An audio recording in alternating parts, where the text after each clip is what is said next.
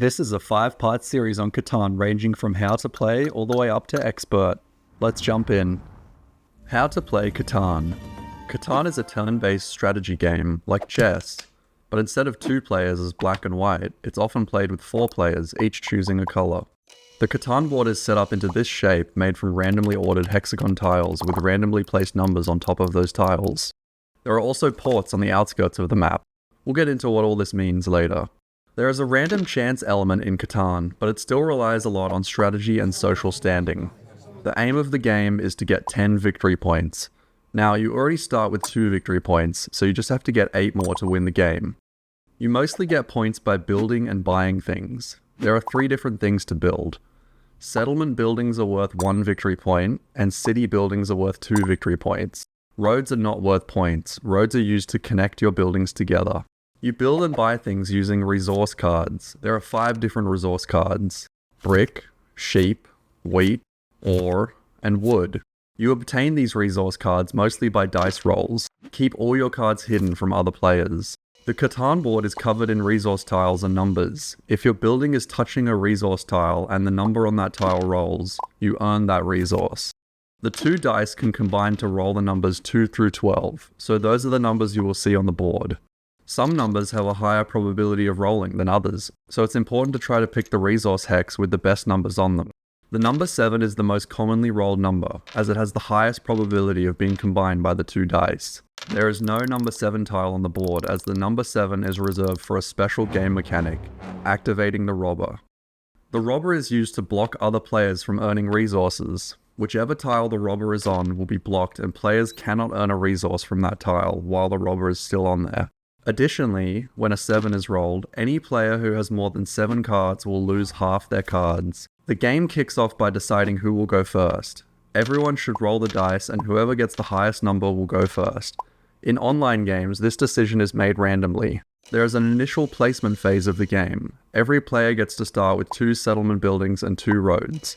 Starting from the first player and moving clockwise, players will go around and each choose their first settlement placement. Alongside a settlement, players also get to place a road.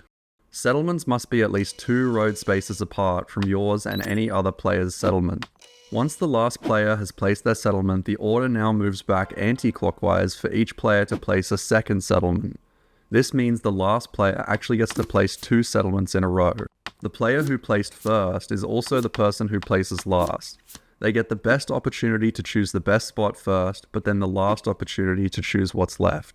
So now the game really kicks off, and the first player rolls the dice and we move in a clockwise position to the next player, after each player's turn is complete. Whichever numbers roll mean the players whose settlements are touching those numbers will earn those resources. On your turn, you can use your cards to build and buy things. New buildings must be expanded off existing buildings. This is what roads are for. Remember, buildings must be at least 2 roads apart.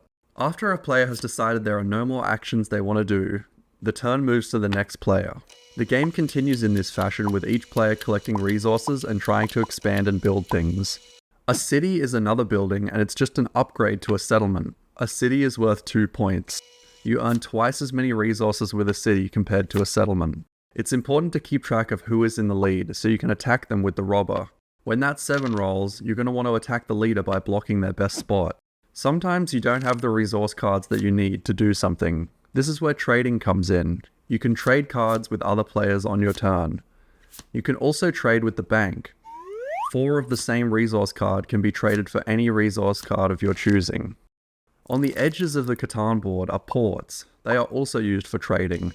If you build a settlement on a port, you get better bank trades. There are ports that allow you to trade 3 cards into 1 with the bank instead of 4 to 1. And there are ports that allow you to trade 2 to 1, but they must be of a specific resource. The port will tell you what resource that is. The game continues around with building and trading and moving the robber on any 7s rolled. There is one other thing you can do with your resources. You can buy development cards. These are mystery cards containing helper actions like moving the robber, which is called a knight card, building free roads, a free victory point, getting 2 free resource cards of your choosing, and collecting all resource cards of a certain type from all players. There are 2 special ways to obtain bonus victory points in Catan. The first way is if you have the longest road out of all players, you will earn the title of longest road and get 2 bonus points. The The longest road has to be a minimum of 5 roads long. The second way is if you have bought and played the most knight cards from the development card deck. You need to have played at least 3 knight cards and you will earn 2 bonus points. The game continues until a player reaches 10 victory points. You can keep track and count each player's points by counting their buildings and bonuses.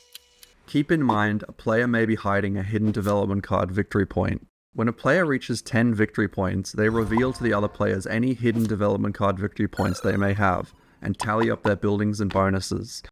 Stay tuned for the rest of the series where I cover beginner, intermediate, advanced, and expert level Catan strategies.